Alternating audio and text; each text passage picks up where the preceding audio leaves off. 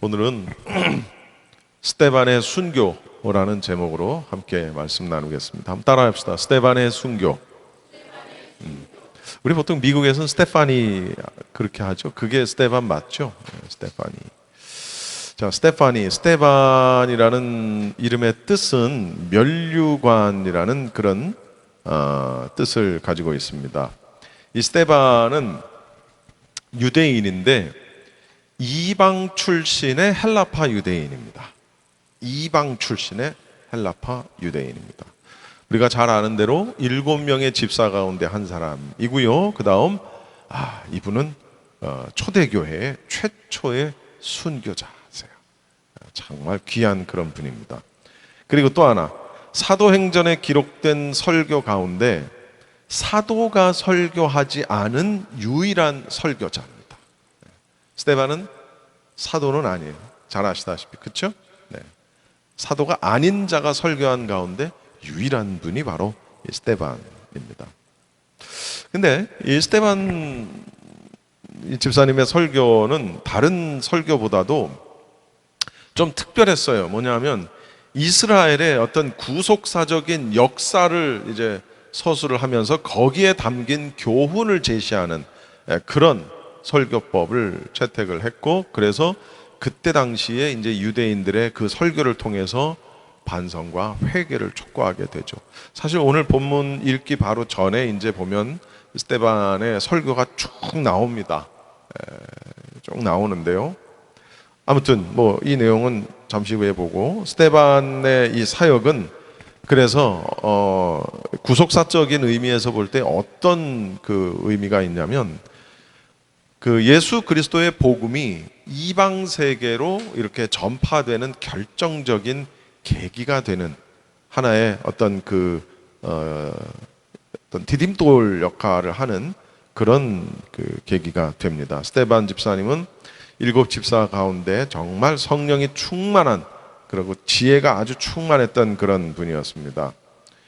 흩어진 이스라엘 유대인들, 그 디아스포라 유대인들이 중심이 된 회당에서 복음을 전했고, 그리고 스데반은 나중에 성전을 모독했다, 뭐 율법을 거스렸다, 이런 죄목으로 사내들인 공회에 가서 이제 피소가 되게 됩니다.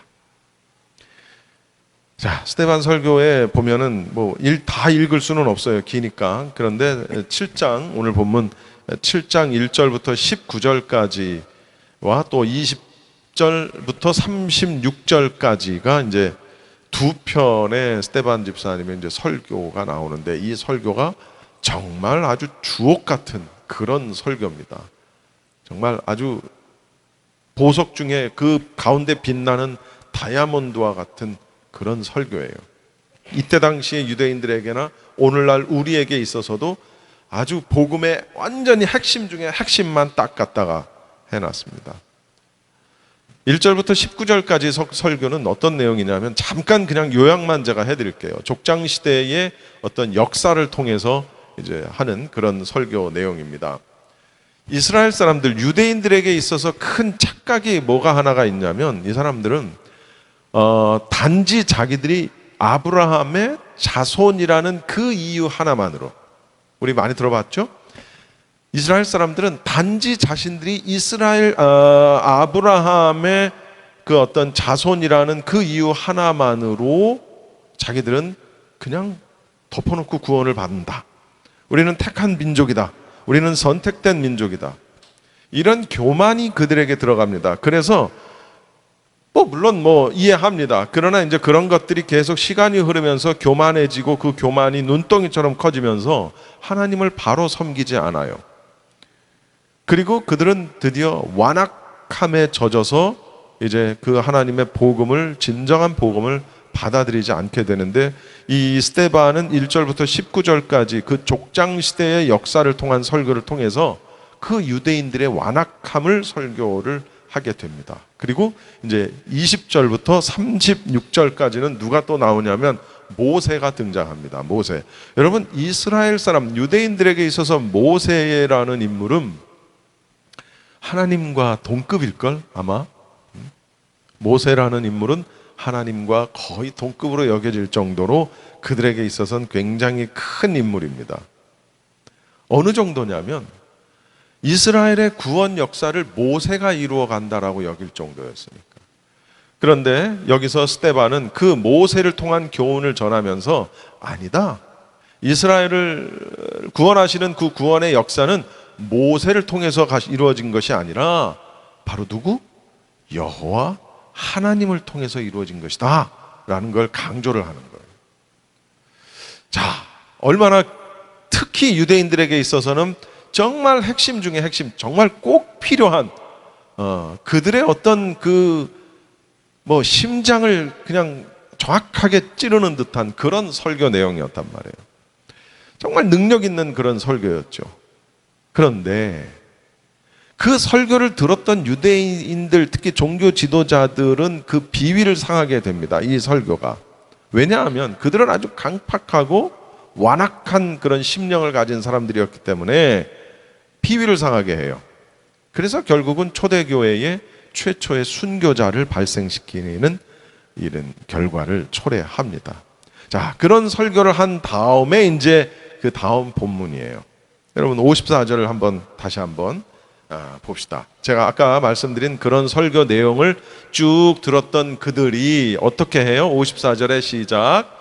그들이 이 말을 듣고 마음에 찔려 그를 향하여 이를 갈가늘. 이를 갈았대. 이를 갈았어. 여러분 보세요. 마음이 찔려. 여러분 스데반의 설교가 잘못된 설교입니까? 스데반의 설교가 틀린 설교였어요? 전혀 그렇지 않았죠. 반대로 이 스데반의 설교가 너무나도 자신들의 치부를 찔렀기 때문에 양심의 가책이 왔던 거예요. 예. 그래서 반성하고 회개한 게 아니라 어떻게 했어요? 화가 났어. 왜? 나 그 마음 이해할 것 같아. 내가 잘못한 거 알아. 아는데 너 그거 잘못했잖아. 그러면은 부하가 나. 알아 나도 알아. 어? 그거 왜 그런 거 있잖아요. 아는데 자꾸 얘기하면 더 화가 나. 그런 기분이지 않았을까? 그죠? 김경순 권사님? 무서워. 여러분, 말씀을 듣는 사람의 가장 기본이 뭐냐면 그 말씀에 마음에 찔림이 온다면은 자신의 잘못을 깨닫고 회개하는 일이에요. 할렐루야. 여러분, 저거 다 들으라고 한 소리지. 이거 아주 무서운 거예요. 저거 다 들으라고 한 소리지. 강단에서 나를 까네? 내가 땅콩이야, 호두야. 왜 자꾸 나를 까? 이런 거. 여러분, 저는 제 개인적으로는 그래요. 목사가 설교하기 가장 어려운 인원이 딱 요 인원이야, 요 인원. 여러분, 몇백 명, 몇천 명 앞에서 설교하는 게 훨씬 쉽습니다. 그게 사람이 많으니까 더 긴장이 되고 더 어려울 것 같죠? 여러분, 찬양을 해도 이렇게 적은 숫자 앞에서 찬양하는 게 훨씬 더 어려워요. 많은 숫자 앞에서 하는 것보다. 근데 설교는 왜 그러냐면 지금 우린 솔직히 좀 심하게 얘기하면 누구네 집 숟가락이 몇 개인 것까지 다 알아. 지금 여기. 그죠? 다 알아요. 예담이가 남자친구가 있는지 없는지까지 다 알아. 우리는. 응?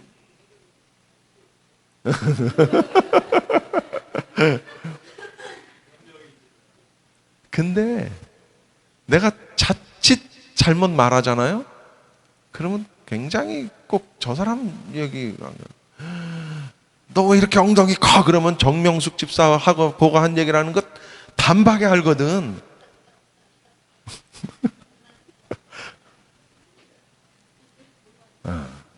몰랐어요? 단박에 한다고. 이게 참 어려워요. 근데 제가 이 설교를 시작을 하면서, 목사가 되고 설교를 이제 목회를 하면서 제가 결심한 게 뭐가 있었냐면, 나는 절대로 교인들 눈치 안 보겠다. 내가 목회를 안 하면 안 했지, 내가 눈치를 보고 할 말을 제대로 못하고 하는 그런 비열한 목회자는 되지 말자. 내가 능력은 없고 설교도 잘 못하지만 그래도 할 말은 하는 목회자가 되자.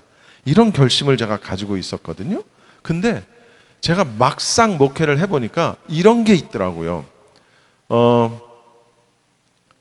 할 말은 하는데 그 할 말이 아우 저 사람한테 걸리면 어떡하지? 아우 이 사람한테 걸리면 어떡하지? 그러니까 이런 거예요. 내가 저 사람이 나한테 무슨 뭐 매달 1,000불씩 헌금을 나한테 해줘서 내가 아유 그 사람 듣기 좋은 소리 해야지, 듣기 싫은 소리는 하지 마야지, 이게 아니라 저 사람이 믿음이 연약한데 내가 이렇게 해서 저거 듣고 믿음이 없어서 걸려 넘어지면 어떡하지? 이런 생각은 들더라는 거예요. 그래가지고 그것 때문에 못할 때는 있어. 다행히 여러분 중에 저한테 한 달에 1,000불씩 주는 사람이 없기 때문에 제가 그런 의미에서는 여러분을 눈치를 안 봐도 되니까 참 다행인데, 문제는 믿음이 연약해서 내가 이렇게 얘기하면 걸려 넘어지면 어떡하지? 그리고 내가 이렇게 하고 얘기하면 저거 누구 얘기네? 금방 알 수 있는 얘기를, 물론 나는 그걸 대놓고 얘기한 건 아닌데 이렇게 얘기하면 꼭 저 사람 들으라고 한 얘기 같은데 막 이런 거 있죠. 무슨 얘기인지 아시죠? 그게 참 힘들어요. 네. 네? 여러분, 말씀을 듣는 자의 가장 기본은 그 말씀이 내 양심을 찌르고 나의 마음에 가책이 오면 그걸 하나님이 내게 주시는 말씀으로 깨닫고 아멘으로 받고 반성하고 회개하는 자세가 필요해요. 물론 전하는 자는 그런 거 신경 쓰지 말고 정확하게 전해야지. 이렇게 까는 설교를 하면 안 되지만 어쨌든 말씀의 근거에서 내가 할 말은 해야 되는 게 또 설교자의 입장이고. 그런데 이 사람들은 그들은 이 말을 듣고 마음에 찔려, 거기까지는 좋은데 그를 향하여 이를 갈았다는 거예요. 너 두고 봐. 왜 그럴까? 왜 그럴까? 여러분, 고린도전서 1장 18절에 보면 이런 말씀이 있어요. 우리 잘 아는 말씀인데, 십자가의 도가 멸망받는 자들에게는 뭐라? 미련한 것이에요. 그러나 구원받는 백성들에게는 뭐예요? 하나님의 지혜랍니다. 하나님의 지혜. 또한 하나님의 능력이랍니다. 이 십자가의 도가 구원받지 못할 자들에게는 정말 미련한 거예요. 그러나 구원받을 백성들에게는 이 하나님의 십자가의 도는 하나님의 지혜고 하나님의 능력이라는 사실을 우리가 알아요. 할렐루야. 그러니까 여러분, 혹시라도 이제 우리 교회를 떠나서 다른 교회 가서 예배를 다른 교회를 다녀야 될 상황이 생길 수 있잖아요. 죽을 때까지 우린 신앙생활 하는 거니까 우리가 죽을 때까지 여기 같이 있으면 좋겠지만 그러지 못할 수도 있잖아요. 다른 교회 가서 예배를 하더라도, 신앙생활을 하더라도 이것만은 명심하세요. 하나님의 말씀을 유튜브를 통해 듣던, 이렇게 강단을 통해 듣던, 책을 통해 읽든 어떤 식으로든 그 말씀이 내 안에 들어와서 내 마음이 찔리면 회개하는 거예요. 나 들으라고, 너 들으라고 하는 거야. 너 들으라고. 설교는 너 들으라고 하는 거예요. 너. 아시겠죠? 그런데 전혀 반대되는 스데반의 모습입니다. 이 55절 56절을 한번 보세요. 제가 55절 읽을게요. 56절 읽으세요. 스데반이 성령 충만하여 하늘을 우러러 주목하여 하나님의 영광과 및 예수께서 하나님 우편에 서신 것을 보고,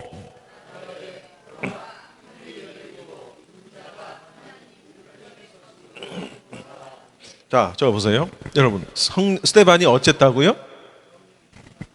성령이 충만하여. 이게 포인트였던 거야. 유대인들과 스데반의 가장 큰 차이는 뭐였냐면 성령이었다는 거예요. 성령. 스데반은 처음부터 한결같이 성령 충만했고 말씀이 충만했기 때문에 이런 설교도 할 수 있었고, 성령이 충만했기 때문에 담대하게 전할 수 있었다는 겁니다. 할렐루야. 이게 바로 그들과 스데반의 차이였다는 거죠. 여러분, 설교자만 그런 게 아니라 듣는 사람도 성령과 말씀이 충만하면 마음에 찔리는 설교를 들어도 이를 갈지 않아요. 여러분, 설교자를 향해 분노하지 않아요. 내 부족함 때문에 내가 가슴을 치고 어찌할꼬 하면서 애통해하지. 누가? 성령이 충만한 자는. 그렇단 말이에요. 그러니까 내가 성령이 충만하냐 아니냐라는 것을 간접적으로 이렇게 볼 수 있는 잣대가, 하나님의 말씀이 내 안에 들어왔을 때 내가 그냥 부대끼는지, 거부감이 일어나고 마음이 부대끼는지, 아니면 그 말씀이 나로 하여금 회개하게 만드는지, 그걸 한번 유심히 한번 자기 자신을 보시라. 그건 하나님과 나 자신밖에 모르잖아요. 그건 내가 알 수 있는 것도 아니고 옆 사람이 알 수 있는 것도 아니고. 성령이 충만했던 스데반은 또 어떤 것을 보게 되냐면, 예수께서 하나님의 우편에 서신 것을 보고, 하늘을 우러러 보니까 하나님의 영광은 물론이고 예수님이 하나님의 우편에 서신 것을 봅니다.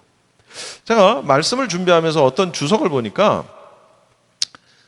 이건 정말로 예수님께서 하나님의 우편에 서 있다는 장소적인 개념이 아니고, 이렇게 주석을 해놨어요.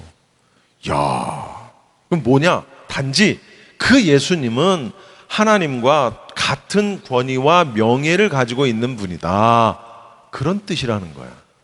어휴, 뻥치시네. 이런 식으로 뻥을 치면 어떡하지? 아니에요. 여러분, 예수 그리스도는 하나님의 우편에 계신 분이에요. 장소적으로 어떤 그분의 권위, 물론 권위와 명예도 그렇지. 왜? 삼위일체 하나님이시잖아. 그렇죠? 삼위일체 하나님이시기 때문에 당연히 하나님과 동일한 권위와 명예를 가지고 있는 건 맞아요. 그러나 그분이 하나님의 우편의 장소적인 개념으로 계신 것도 맞아요. 왜? 성경에 보면 무수히 많이 나와 이런 말씀. 여호와께서 내 주에게 말씀하시기를, 다윗이 하는 얘기예요. 이제 다윗 그 시편에 나오는 얘기예요. 내가 네 원수로, 이제 여기서 말하는 내가는 누구냐면 하나님. 내가 네 원수로, 여기서 말하는 내가 누구냐면 예수님. 내가 네 원수로 네 발등상 되게 하기까지 너는 내 우편에 앉아 있으라. 누가 누구에게? 하나님이 예수님에게 하신 말씀이에요. 또 누가복음에 보면, 그러나 이제 후로는 인자가 하나님의 권능의 우편에 앉아 있으리라. 베드로전서에 보면, 저는 하늘에 오르사 하나님 우편에 계시니 천사들과 권세들과 능력들이 저에게 복종하느니라. 자, 그 다음 로마서 8장에 보면, 죽으실 뿐 아니라 다시 살아나신 이도 그리스도 예수시니 그는 하나님 우편에 계신 자시요 우리를 위하여 간구하는 자시라. 여러분, 이게 전부 다 그냥 권위와 명예의 어떤 같은 동급이다라는 것만 얘기하는 것 같아요? 딱 들으실 때? 아니에요. 예수님은 부활하셔서 승천하신 이후로 어디 계세요? 하나님의 우편에 계세요. 그러면 지금 이 땅에, 이곳에 우리와 함께 공존하고 계시는 분은 누구예요? 내 마음속에 계시는 분은 누구예요? 성령님이에요. 왜? 예수님이 부활하시면서 뭐라고 그러셨어요? 승천하시면서 뭐라고 그러셨어요? 내가 가고 보혜사 성령을 너희에게 보내줄 것이다. 내가 여기 있는 것보다 보혜사 성령님이 여기에 오는 게 더 낫다. 여러분, 지금도 예수님은 실제로 하나님의 우편에 앉아 계신 것을 믿습니다. 할렐루야. 그런데 하나님 우편에 서신 것을 보노라 했는데, 성령이 충만했던 스데반은 예수님께서 친히 이제 곧 생을 마감할, 다시 말하면 순교할 스데반을 아셨고, 그 스데반을 맞이하시기 위해서 보좌에서 일어나 서셨고, 스데반은 숨이 넘어가기 직전 그 모습을 본 거예요.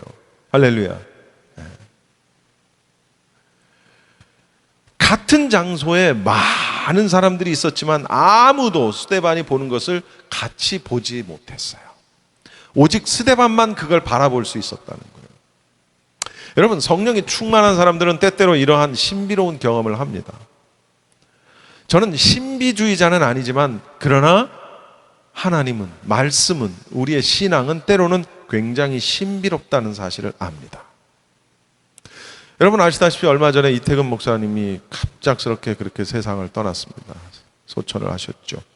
그런데 어떤 아주 그런 성령이 충만한 어떤 목사님이 기도를 하시는데 환상이 눈에 앞에 확 뭐가 열리면서 환상이 보이는데 아주 수없이 많은 천사의 무리가 나팔을 불면서 막 잔치 열렸네, 난리가 났더래요.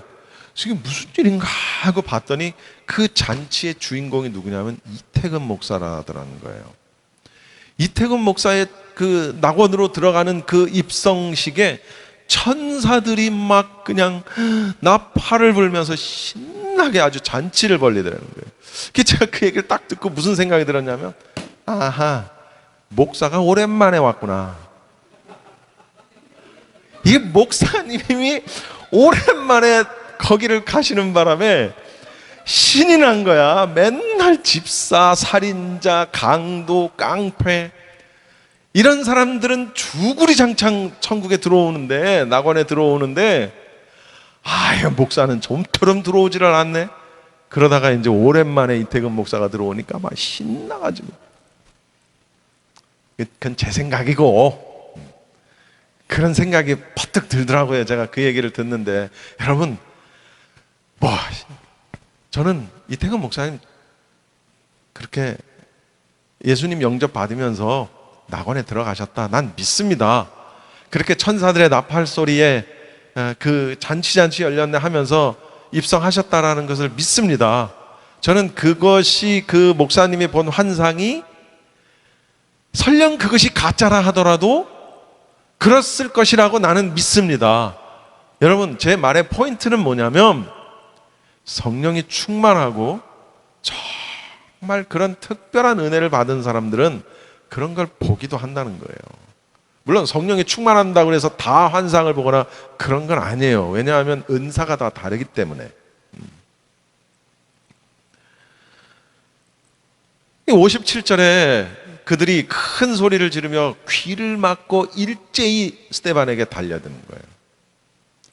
여러분, 성령이 충만한 성도가 하는 기도 소리와 성령이 충만한 성도가 사는 삶, 그 삶을 대하는 태도를 볼 때 예수님을 믿지 않는 불신자들이나 혹은 교회는 다니는데 성령이 충만하지 못한, 성령의 은혜가 별로 없는 사람들은요, 그걸 굉장히 이상하게 봅니다.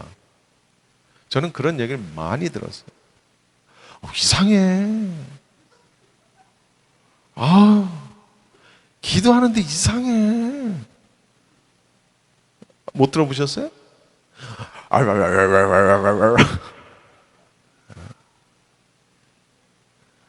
제가 옛날에 다니던 교회 하다가 옆에 있는 사람 목 싸대기도 때리고 막 그랬다니까. 이상해요. 굉장히 불쾌합니다.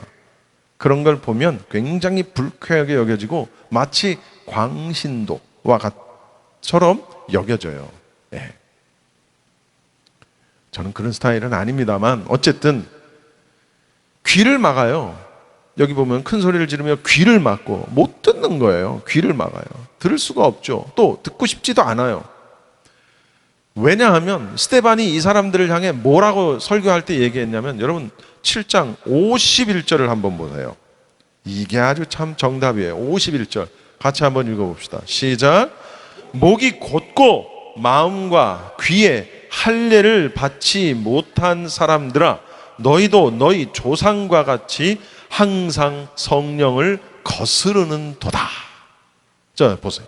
여러분, 이것 때문이었는 거예요. 이것 때문이었어요. 목이 곧고 숙이지를 못, 인사도 못. 목이 곧고 또 어때요? 마음과 귀의 할례를 받습니다. 이 사람들은 육체에는 다 할례를 받았어요. 육체에는. 왜? 그걸 그래야 되는 걸로 아니까. 자기들은 아브라함의 자손이고 또 그렇게 해야지 구원받는다는 걸 알기 때문에 육신에는 할례를 다 받았는데 정작 어디에 할례를 못 받았어? 마음과 귀의 할례를 못 받았어. 그건 무슨 얘기입니까? 뭐 마음을 어떻게 뭐 귀를 어떻게 해? 아니요. 그게 바로 성령이라는 거예요. 성령. 마음의 할례는 성령 받음을 이야기하는 겁니다. 할렐루야. 귀의 할례를 못 받았으니까 저거 내 얘기지. 왜 자꾸 나를 까지? 이렇게 되는 거예요. 여기 이 사람들 뭐라 그래요? 큰 소리를 지르면 귀를 막는 거예요. 그 광경을 한번 상상을 해보세요. 큰 소리를 지르며 귀를 막고 하고 달려들면서 스데반을 돌로 쳐서 죽이기 시작을 하는 거예요.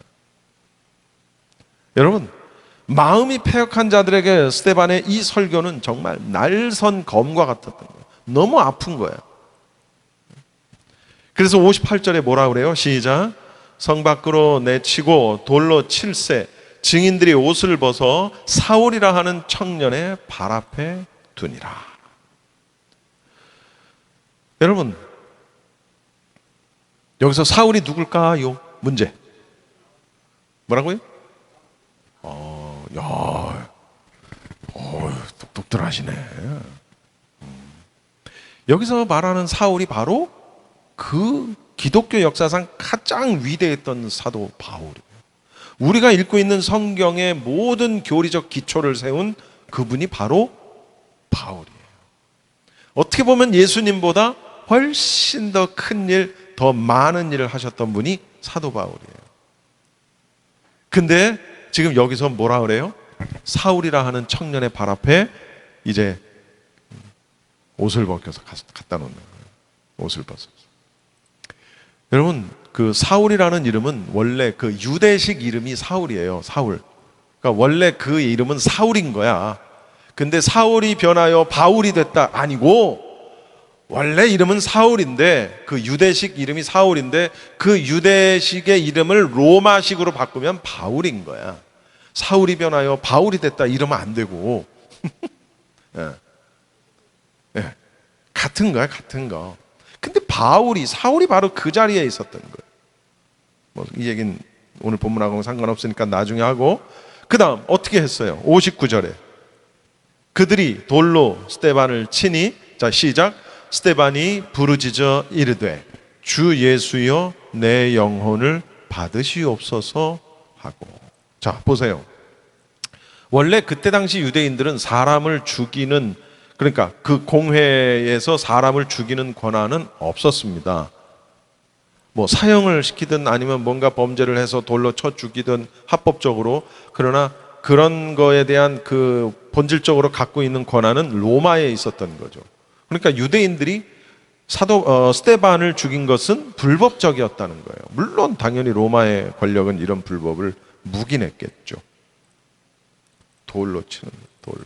죽을 때까지 돌로 치는 거예요. 스데반은 자기가 죽을 줄 알았고 죽기 직전 환상 속에 보이는 예수님을 향해 내 영혼을 받으시옵소서라고 기도합니다. 그리고 또 뭐라고 기도해요? 60절 다 같이 시작. 무릎을 꿇고 크게 불러 이르되, 다 같이 주여 이 죄를 그들에게 돌리지 마옵소서. 이 말을 하고 자니라. 자, 무릎을 꿇었대요. 돌로 맞아 죽어가는 그 순간에도 그는 정말 혼신의 힘을 다해서 무릎을 꿇습니다. 그 장면을 한번 상상을 해보자고요. 죽어가는 그 순간에도 혼신을 다해서 무릎을 꿇고 기도합니다. 그리고 뭐라고 기도해요? 주여 이 죄를 그들에게 돌리지 마옵소서. 이거 어디서 많이 듣던 기도인데 어디서 들었죠? 김재순 권사님, 이 기도 어디서 들었어? 몰라요? 예수님이 십자가에서 돌아가시기 전에 뭐라고 기도하세요? 쟤네들은 지금 지들이 하는 게 무슨 일인지, 무슨 짓을 하고 있는지 모릅니다. 용서해달라고. 예수님의 기도였어요. 스데반이 같은 기도를 한 거예요. 자기를 죽이는 자들을 향해서도 끝까지 사랑을 잃지 않고 그들을 위해서 기도하는 스데반의 자세, 이거야말로 여러분 우리 신앙생활의 골이 어디입니까? 바로 그리스도의 장성한 분량까지 어떻게 해요? 우리도 그 분량까지 이르는 게 우리 신앙생활의 골이거든요. 이게 말이 어렵죠. 무슨 얘기냐면 예수 닮는 거, 예수님을 닮는, 그래서 우리를 또 뭐라고 얘기하냐면 작은 예수라고 하는 거예요. 우리를. 왜? 예수님 닮는 게 우리의 신앙생활의 목표란 말이에요. 네. 스데반은 그야말로 예수님을 닮는 정도가 아니었죠. 예수님과 똑같은 기도를 해요. 죽기 직전까지. 이 말을 하고 자니라. 평화로운 죽음의 상태를 나타낼 때 또 신약에 보면 잔다 이런 표현이 많이 사용되죠. 예수님이 야이로의 딸을 죽었을 때도 잔다 했고 나사로가 잔다 했고, 여러분 잔다라는 건 깨는 것을 전제로 하죠. 그죠? 예. 잠을 자다가는 언젠간 일어난다는 거예요. 여러분 언제 일어나나요? 우리가 알아야 되는데. 그렇죠. 백보자 심판 때 모든 자들, 낙원에 있던 자들이나 음부에 있던 자들이나 또 어디요? 저 땅에 묻혀 있던 자들이나 물속에 수장되어 있던 자들이나 모든 자들이 어떻게 해요? 육신을 입은 채로 부활을 하게 되죠. 그때가 이제 깨는 거예요. 깨는데 물론 이제 그 다음엔 또 그에 대한 심판이 있습니다만, 결론입니다. 스데반은 이렇게 순교를 했는데 이 순교는 초대교회의 첫 순교였고 이를 기점으로 인해서 기독교 박해는 본격적으로 이제 행해지게 됩니다. 그러나 이 박해로 인해서 기독교는 각지로 흩어지게 됩니다. 디아스포라라고 하죠. 각지로 흩어지게 되고 오히려 이곳저곳 기독교의 말씀의 복음이 전파되는 결과를 가져와요. 그리고 그 신앙이, 그 복음의 말씀이 오늘날 우리에게까지 이어집니다. 순교에 임한 스데반의 자세, 우리가 5가지로 볼 수 있습니다. 첫째, 어떤 위험과 협박 앞에서도 담대하게 복음을 전했던 스데반. 쉽지 않죠, 여러분? 어떠한 위험과 협박 앞에서도. 두 번째, 죽는 그 순간까지도 그리스도를 의지하는 그런 믿음. 쉽지 않죠? 자신을 죽이는 자들조차도 용서해달라고 하는 기도. 또 죽음의 직면에 있으면서도 용기와 평안을 잃지 않았던 스데반. 그리고 하나님의 나라의 확장을 위해서 정말 죽기까지 충성했던. 여러분, 죽기까지 충성한다는 말은 죽기 직전까지 충성한다는 말이 아니에요. 그것 때문에 죽더라도, 그것 때문에 죽어, 그래도 충성한다는 거예요. 이게 스데반의 신앙이었다는 겁니다.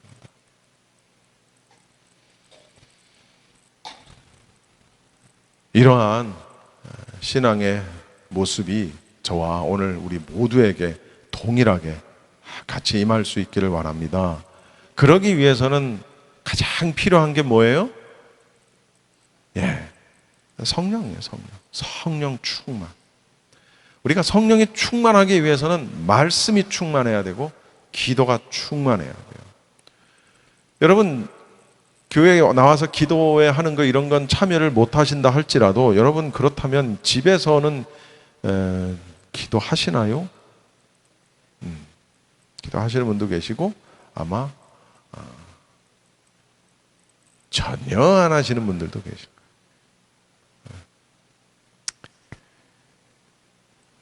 저는 전할 뿐이고 그걸 할지 말지는 여러분의 선택인 거고, 그러한 교회, 성령이 충만하고 말씀이 충만한 그런 교회, 예배를 최고로 소중하게 여기는 그런 교회, 그런 우리 성도들이 다 되시기를 바랍니다. 기도하겠습니다.